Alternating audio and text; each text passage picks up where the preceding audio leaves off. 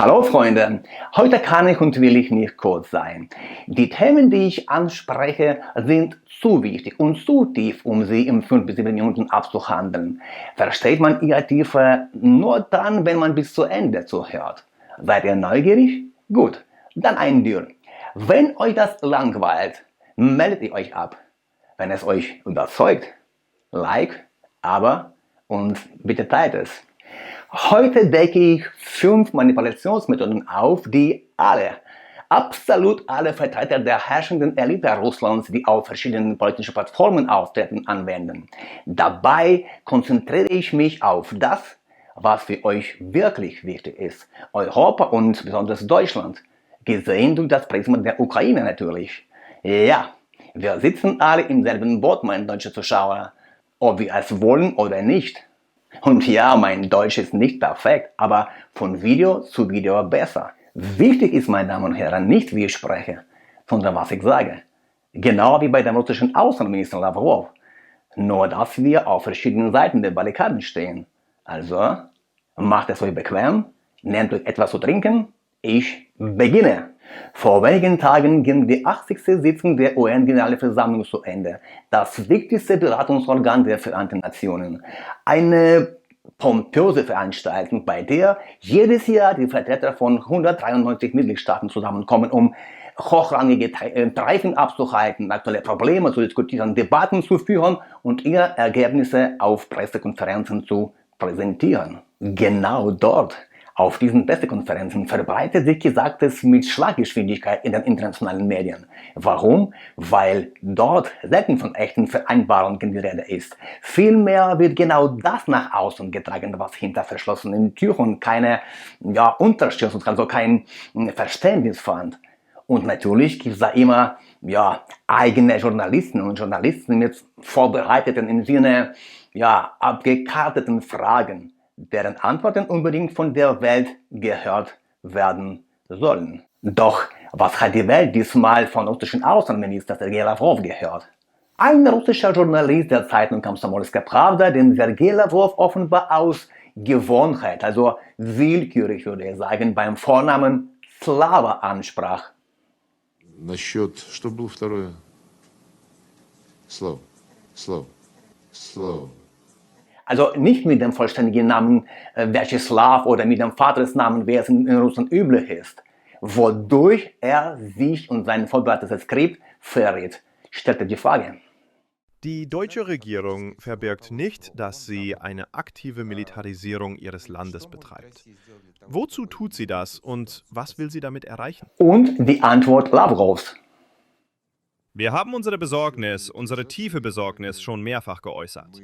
In Deutschland findet nicht nur ein Prozess der Militarisierung statt, sondern es zeigen sich auch eindeutige Zeichen einer Renazifizierung. Über den Prozess der Militarisierung und die Pläne zu 1000 verletzten deutschen Soldaten pro Tag habe ich euch bereits in einem separaten Video berichtet. Schaut euch an, aber Renazifizierung.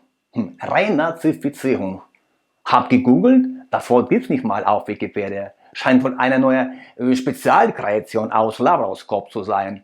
Hat jemand verstanden, was damit ausdrücken wollte? Schreibt bitte in die Kommentare, damit ich nicht völlig ahnungslos darstelle.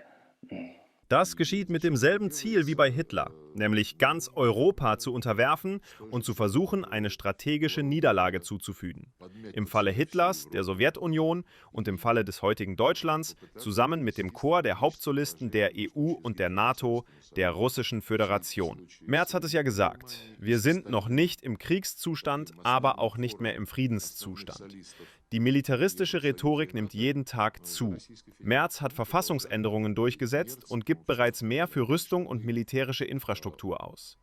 Ziel von Merz ist es, Deutschland wieder zur führenden Militärmacht Europas zu machen. In einem Land, in dem die Verbrechen des Nationalsozialismus, des Holocausts, des Genozids verübt wurden, sagt man nun wieder, Deutschland müsse erneut eine Großmacht werden. Das ist eine Atrophie des historischen Gedächtnisses und das ist gefährlich. Nun meine Erläuterungen, wie man Lavrov zuhören und wie man ihn verstehen sollte.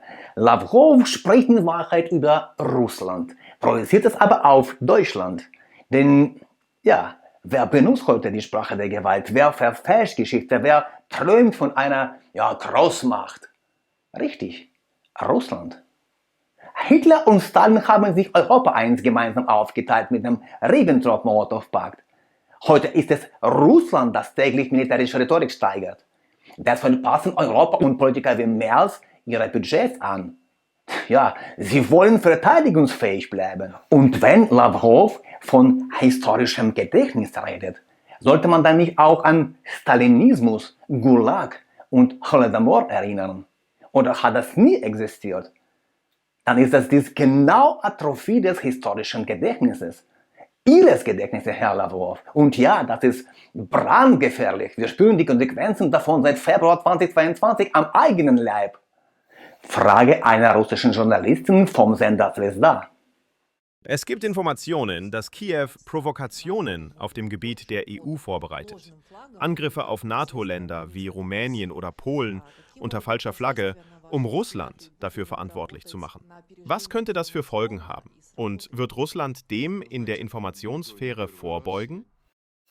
Lavrovs Antwort. Ich zweifle nicht daran, dass all diese Meldungen die verlässlichste Grundlage haben. Was hört ihr also? Nicht unsere Geheimnisse haben unwiderlegbare Beweise und werden diese in Kürze vorlegen, oder zumindest wir haben verlässliche Informationen oder so ähnliches, sondern einfach nur, ich zweifle nicht. Können wir so einem nicht zweifelnden Lavrov vertrauen?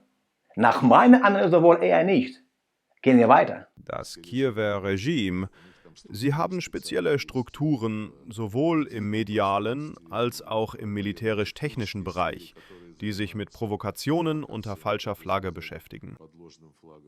Übersetzt heißt es, Ukraine wird beschuldigt, in Europa Deutsch, Französisch, Tschechisch, Italienisch und so weitersprachige Blogger und Medien zu steuern, die angeblich im Informationsraum für Kiew arbeiten und Provokationen betreiben. Ich habe extra versucht, auf YouTube auch nur einen einzigen Kanal zu finden, der wirklich für ein deutschsprachiges Publikum klar pro-ukrainisch berichtet. Und keinen gefunden. Genau deshalb habe ich meinen eigenen Kanal gestartet, weil mir YouTube in den Empfehlungen plötzlich offen Dutzende russische Kanäle angezeigt hat. Kanäle, die manipulieren wollen mit Geschichten über ukrainische Nazis, Korruption in der Ukraine und so weiter und so fort. Diese Kanäle sehen seriös aus, sprechen gutes Deutsch oder andere europäische Sprachen und wirken glaubwürdig. Doch in Wahrheit sind es Werkzeuge der Manipulation. Bald erzähle ich euch mehr über solche Kanäle und vielleicht entdeckt ihr euch selbst in der Abo-Liste dieser Manipulatoren und entscheidet euch, diesen Manipulationen nicht länger zu erliegen. Aber jetzt weiter mit Lavrov. Ich habe gelesen, dass Sie Drohnen unserer Produktion nehmen, die Sie dort wahrscheinlich auch haben, und sie so ausstatten, dass keine Zweifel bleiben, dass wir sie gestartet haben. Aha, Lavrov hat gelesen.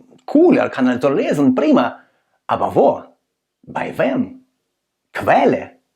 Fellanzeige. Und das Beste, Sie haben wahrscheinlich Drohnen. Also haben Sie welche oder nur wahrscheinlich? Und was bemerkenswert ist, hör zu.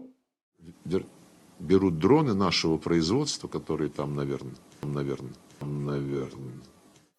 Возможно wird aus dem Russischen mit wahrscheinlich übersetzt. Und hier die Magie. Auf der offiziellen Seite des Außenministeriums verschwindet das Wort wahrscheinlich. In der Abschrift heißt es dann ohne Einschränkung. Sie nehmen unsere Drohnen, die Sie haben. Merken den Unterschied? Aus einer Vermutung wird ein Fakt. Genauso verwandelt sich Propaganda in Schlagzeilen. Bei all diesen Gemeinheiten helfen den Ukrainern die Briten, so wie sie es seit Jahrhunderten in unserem geopolitischen Raum getan haben. Wir wissen bestens darüber Bescheid. Unsere Militär- und Auslandsaufklärung arbeitet. Klingt beeindruckend, nicht? Überzeugend und gleichzeitig manipulativ. Wenn doch alles so bestens bekannt ist, sollte es ja kein Problem geben, Beweise vorzulegen, oder? Wo sind die Fakten? Wo sind die angeblich von der Ukraine bezeigten europäischen Medien? Oder ist es wieder nur ein, ich habe gelesen, wahrscheinlich und ich zweifle nicht? Das Muster wiederholt sich, ne? Und ihr, meine lieben Zuschauerinnen und Zuschauer, Zweifelt ihr jetzt noch oder schon nicht mehr? Präsident Putin hat mehrmals gesagt, wir werden keine Verletzung unseres Territoriums und unseres Luftraums durch jene in Europa zulassen, die einen Krieg gegen uns vorbereiten. Ja, klassisch, meine Damen und Herren, klassisch. Russland beschuldigt andere genau dessen, was es selbst tut.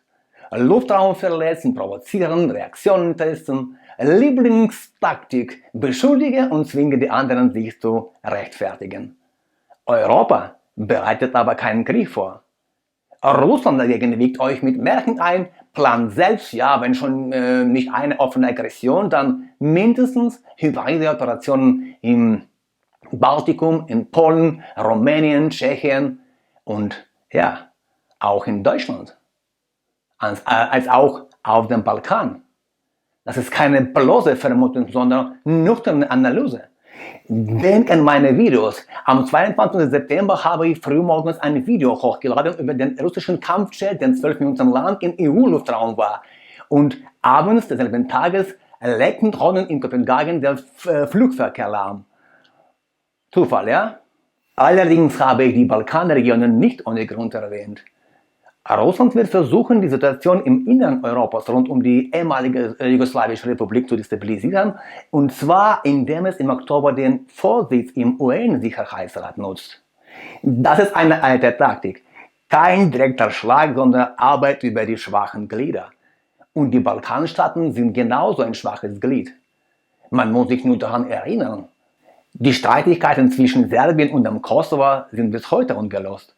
Bosnien und Herzegowina lebt in permanenten Spannung, während Nationalisten von außen unterstützt werden. Und ratet mal, wer immer bereit ist, Öl ins Feuer zu gießen. Genau, Moskau. Russland ist sich sehr genau bewusst, dass Europa bei Erschütterungen in der Balkanregion wieder mit eigenen, also internen Problemen beschäftigt sein wird, anstatt die Ukraine zu unterstützen. Deshalb wird Russland seinen Vorsitz im Sicherheitsrat nutzen, um seine Rhetorik zu legitimieren und den welteigene Narrative aufzuzwingen. Das werdet ihr schon in diesem Monat sehen. Es wird laute Erklärungen geben, Resolutionen, Besorgnisse, bla bla bla und neue Versuche, Europa von innen zu spalten. Die Balkanstaaten werden für Russland erneut zu einem Testfeld hybrider Kriegsführung, einer Mischung aus Diplomatie, Propaganda und verdeckter Destabilisierung.